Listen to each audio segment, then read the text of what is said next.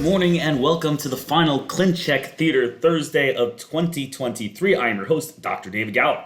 Okay, we're taking a look at a very interesting case here where we're doing one arch. We're creating a space for a lateral by moving the teeth out of the way for a future implant. Everything looks good, doing a little bit of IPR to make that space as large as possible. Here's the catch though. Take a look at the movement here on this central incisor.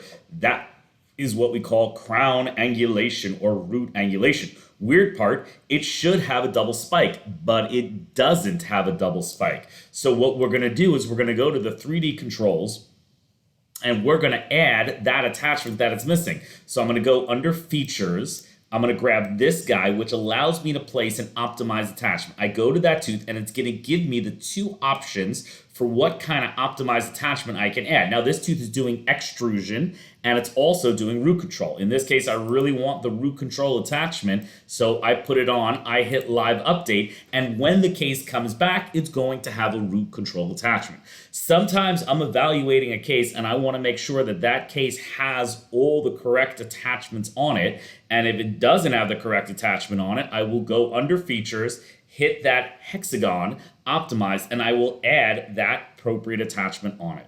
That will make sure that this case is set up with the best possible parameters and the best possible ability to have the right attachments.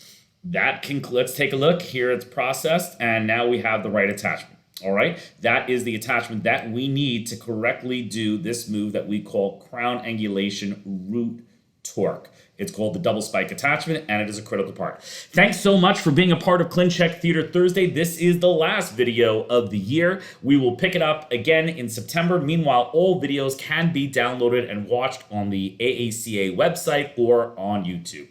This is David Galler signing off for the 2022-2023 calendar year. Goodbye, everyone.